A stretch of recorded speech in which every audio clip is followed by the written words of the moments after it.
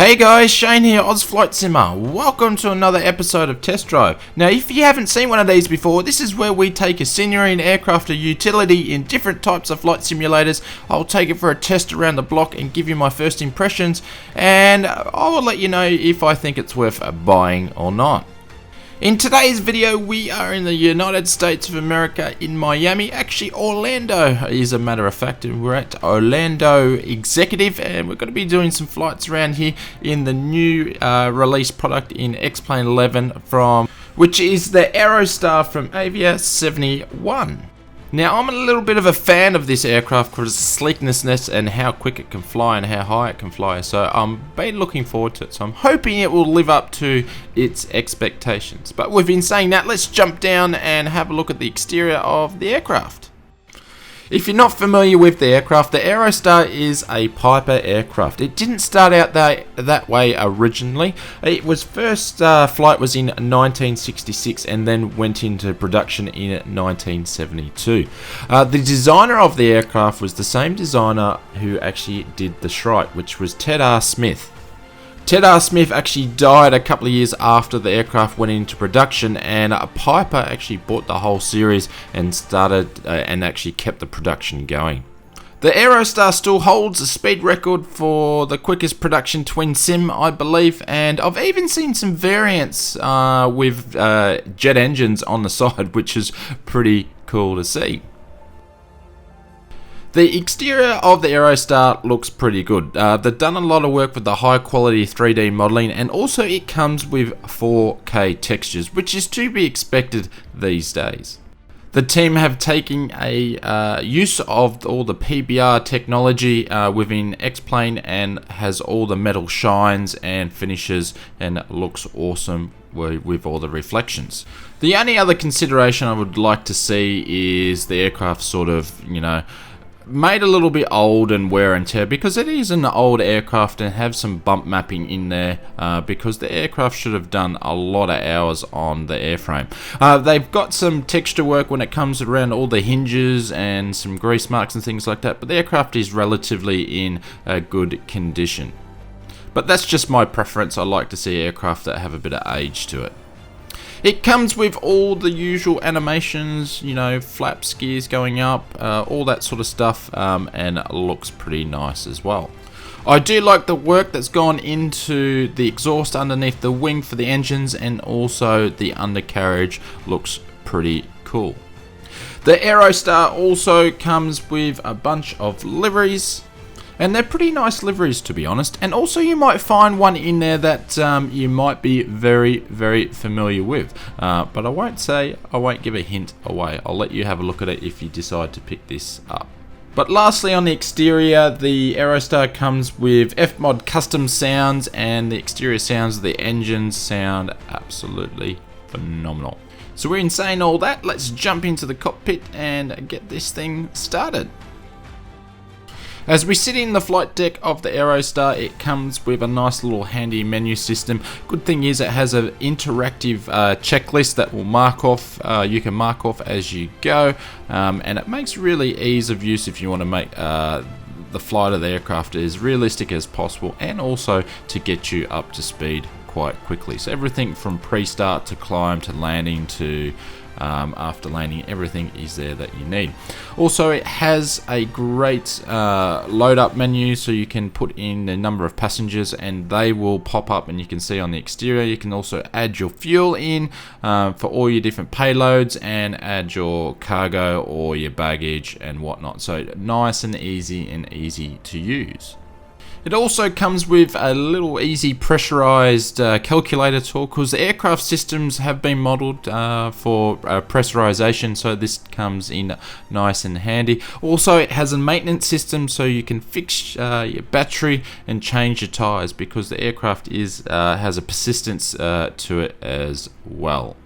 And of course, a little options part at the end to turn things off on, like petrol and maintenance, and also your exterior witches hats. And the Aerostar also comes with a manual that will bring you up to speed, and a checklist as well. And it's got good information even about the history of the aircraft, which was a nice read and a great added touch. So now I'm going to show you a quick startup for anybody that doesn't want to read a manual and wants to get in the air pretty quickly. I love the sounds of closing the door. So we're going to turn the battery on. We'll turn the bunch of lights on. And I think with the checklist it says not to put the throttle up all the way for start, but I'm going to be lazy and I'm going to do that just for this video. We'll crack the throttles a little bit. The aircraft also comes with a little clipboard you can see on the bottom left there. There you can put different things like your charts and stuff. You can load them into the sim to make them nice and handy. We're going to turn the fuel pumps on and then we'll start the first engine.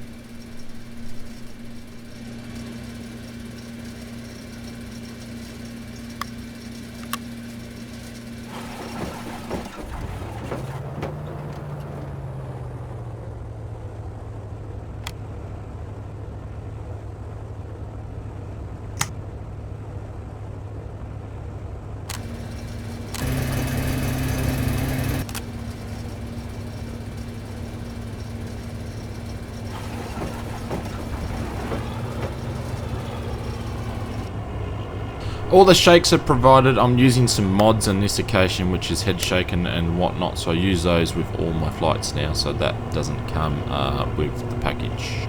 As for engine sounds, as we're bringing the aircraft to life, you can use the plugs in there to plug your headset in there, and it has a little option where you can adjust your volume of the aircraft engine noises for your headsets in the aircraft, which is really handy. So now we're pretty much up and running. We're going to program the flight and we're going to let everything warm up and then we'll begin our taxi. The Aerostar has two Lycoming piston engines which equivalent to about 290 horsepower. So it is a pretty nice aircraft to taxi around, but you've got to remember with the power to weight ratio on this aircraft, it will get away from you. It is also nice to see that it is modelled when going down the runway, as it doesn't skid around. You don't hear the skid effects that you would on some of the other aircraft in XP, which is nice. And you can see in this instant the aircraft is already getting away from me, so I just need to pull the reins back a little bit and bring it under control.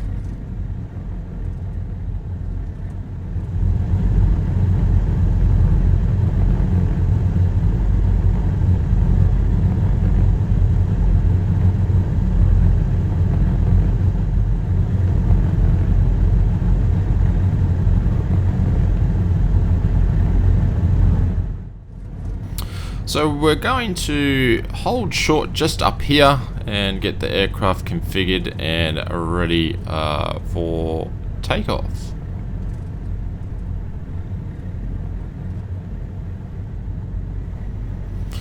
So the aircraft is configured and ready to go. We'll just pop the flaps down there and turn on our weather radar, which again I think is a great touch. Although I don't think we're going to see any bad weather today. Possibly some turbulence around, but not really any bad weather. So we're going to pull out on the runway. So I'm using one notch of flaps here, but within saying that, I'm going to be quiet for now, and I'll talk to you as we've got wheels up.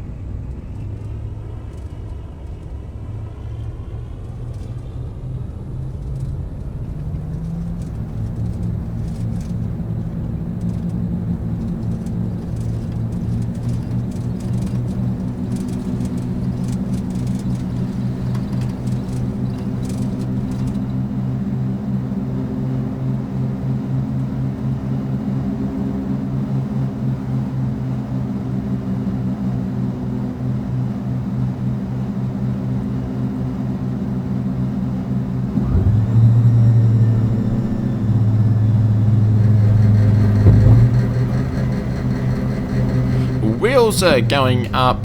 Apologies for the takeoff. That was me causing the aircraft to skirt around, so a bit of a shonky takeoff. So we're just going to trim the aircraft up a little bit, and we can see that Orlando International Airport's in our sight, so we're going to make a left-hand turn.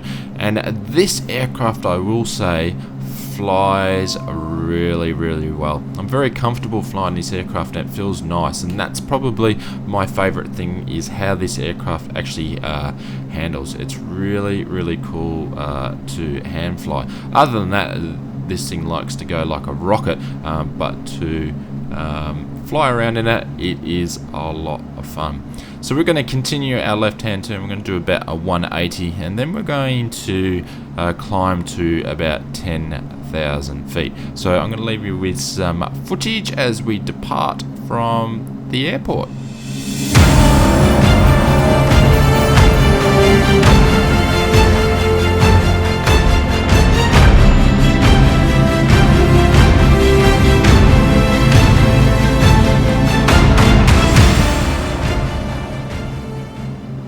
So we've arrived at 10,000 feet. I just want to quickly show you how the autopilot works within. So obviously we're in autopilot mode now, but you turn the master switch on just at the top there, and then all your autopilot information is down the bottom. So we'll just quickly turn it off. I've just got it on heady mode. So you've got heady mode, you can use the GPS and alternate hold mode, and you've even got your rudder trim and elevator trim just on the right hand side there as well.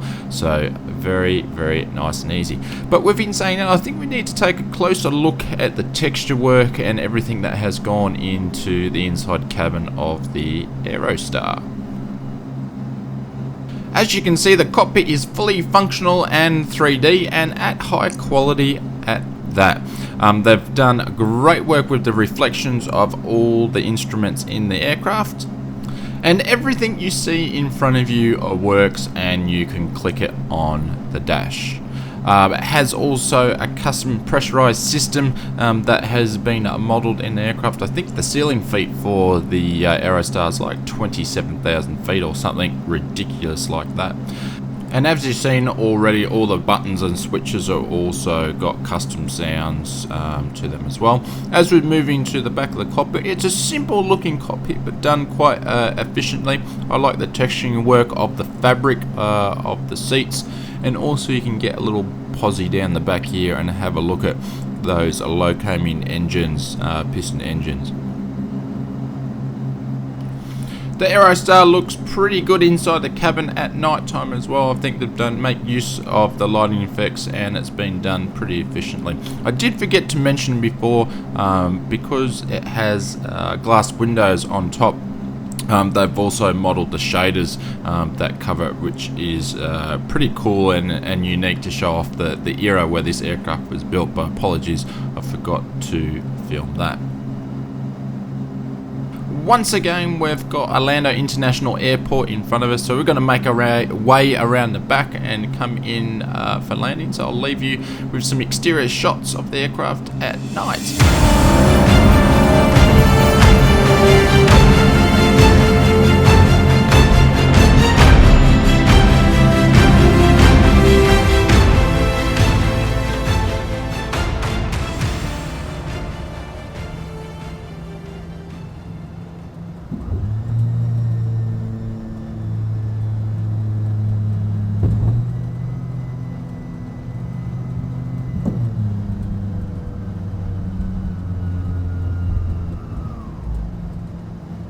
Welcome back. We are now on final into Orlando International Airport, but on descent had an absolutely ball getting this aircraft into the approach. It is very slippery, so doing S-turns and stuff everywhere, it was pretty cool. But that's one thing you need to be wary of, being such a sleek aircraft. It is a very slippery. But all in all, very fun to fly. So the aircraft is quite easy to trim up, and I'm pretty much just managing the throttles and the RPM as we come into Orlando. World Traffic 3 has loaded up a bunch of aircraft behind me, so it'll be interesting to see if they actually overtake us as we're coming into the runway. But I'm going to be quiet now. Please enjoy the approach in, and I'll come back to you once wheels have touched the ground.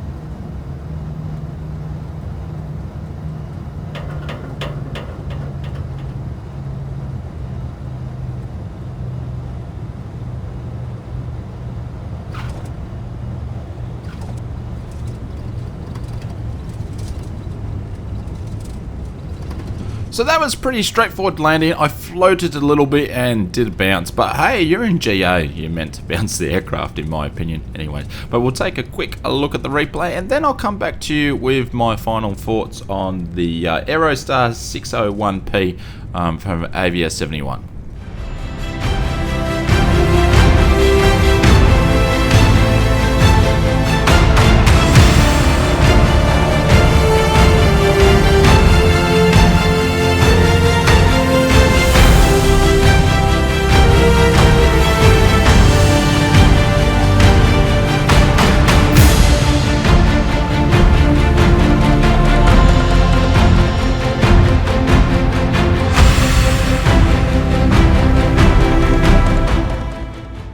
So we've pulled off the side of the runway and we've configured for taxi. Once we make a left-hand turn up here to find a spot to park, you'll see all the traffic behind us. That traffic, world traffic has been positioning in behind us. But so in my opinion, the Aerostar is value for money and worth a look at if you're interested in purchasing this aircraft. It's probably not for everybody, as is it's a unique type of looking aircraft, but it does a lot of things that tick boxes for me, which is fun to fly, very quick, great ceiling height, and high quality of aircraft. The only thing I would have to say is that I would like to see the aircraft sort of touched up a little bit when it comes to making it old and a bit of a wear and tear look.